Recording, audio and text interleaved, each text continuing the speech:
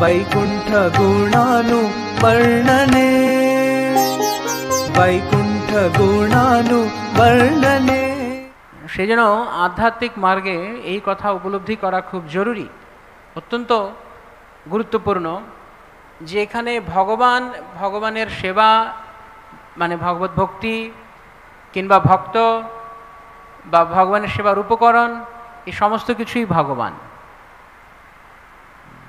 এই সমস্ত কিছুই ভগবান। কোন সেন্স থেকে ভগবান এরকম নয় যে সব কিছু ভগবান মানে চলো সব এক, সব নির্বিশেষবাদীদের মতো সব এক, এরকম নয়।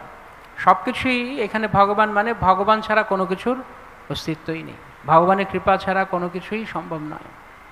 তাই ভগবানকে দেখা হোক বা ভগবানের সেবা করা হোক, দুটোই ভগবানের কৃপার বলেই তা সম্ভব। সেই জন্য বলা আছে তুমি আবার আতিষ্ঠ, তপ আতিষ্ঠ, যেমন ভগবদ্গীতায় কৃষ্ণ অর্জুনকে বলছেন যোগম আতিষ্ঠ উত্তিষ্ঠ, তুমি যোগ সাধনায় যোগে উত্তিষ্ঠ হও, দাঁড়াও, যুদ্ধ করো।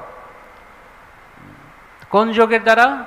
বুদ্ধিযোগের দ্বারা তুমি যুদ্ধ করো। এখানেও সেরকম কথা বলা হচ্ছে, আমি তোমাকে অন্তর থেকে তা অভ্যন্তরম হৃদয়, আমি হৃদয়ে তোমাকে বুদ্ধি প্রদান করব। কিভাবে তা করতে হবে? হৃদয় অভ্যন্তর থেকে তুমি সব কিছু জানতে পারবে, আমি তোমাকে জানাবো সব কিছু। তাই আমার অনুগ্রহ লাভের জন্য, ভগবানের কৃপার জন্য তপস্যা করতে হবে। কৃষ্ণ বলছেন যে তুমি আমার অনুগ্রহ লাভের জন্য তপস্যায় ও ধ্যানে নিজেকে প্রতিষ্ঠিত করো। শ্রীল প্রভুপাদ তাৎপর্যে বলছেন যে দায়িত্বপূর্ণ কার্য সম্পাদনে নিযুক্ত বিশিষ্ট ব্যক্তির প্রতি ভগবান যে কী পরিমাণ কৃপা বর্ষণ করেন তা কল্পনার অতীত। তো যে কোনো দায়িত্বপূর্ণ কার্য যারা সম্পাদন করছে, বিশেষ করে ভক্তি মার্গে অনেকে অনেক ধরনের সেবার দায়িত্ব নিয়ে রয়েছে, তো এই দায়িত্ব কার কৃপায় সম্পাদিত হচ্ছে? ভগবানের কৃপায়। দায়িত্বপূর্ণ কার্য পেলে তখন তার নাম হয় বিশিষ্ট ব্যক্তি। এটা প্রভুপাদও স্পষ্ট করেছেন, দায়িত্বপূর্ণ কার্য সম্পাদনে নিযুক্ত বিশিষ্ট ব্যক্তির প্রতি। তো বিশিষ্ট মানে ইংরেজিতে স্পেশাল, সবাই একটা স্পেশাল অনুভব করতে চায়, আমি একটা বিশেষ কোনো ব্যক্তি, কারণ আমার কোনো দায়িত্বপূর্ণ কাজ দেওয়া হয়েছে, সেবা দেওয়া হয়েছে।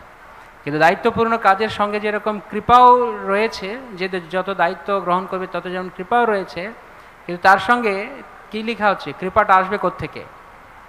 কেবলমাত্র দায়িত্বপূর্ণ কাজ করলেই, দায়িত্বপূর্ণ কাজে গেলেই শুধু কৃপা হবে না, কিন্তু তার কৃপা লাভ হয় ভগবত ভক্তি সম্পাদনে আমাদের কৃচ্ছতা সাধন এবং অধ্যবসায়ের ফলে। তো তার মানে কৃচ্ছ সাধন বলতে যোগী মুনি ঋষিদের মতো তো নয়, আমাদের ভগবত ভক্তিতে কৃচ্ছ সাধন মানে নববিধা ভক্তি, অর্থাৎ ভক্তিযোগ অনুশীলন, অর্থাৎ সাধনা। তো ভগবানের কৃপা লাভ করবার জন্য সাধনার কোনো বিকল্প নেই, সাধনা করতে হবে। কিন্তু সাধনা করার বলে বা সাধনা করার ফলে বলে আমি কৃষ্ণকে পেয়েছি এরকম নয়, আমার সাধনা আমাকে কৃষ্ণকে নিয়ে এসছে এরকম নয়। কৃষ্ণকে নিয়ে এসে কে? কৃষ্ণ নিজেই এসছেন, কিন্তু তাকে পাওয়ার জন্য, তার কৃপা লাভ করার জন্য আমাকে সাধনা করতে হবে, কৃচ্ছতার সাধন করতে হবে।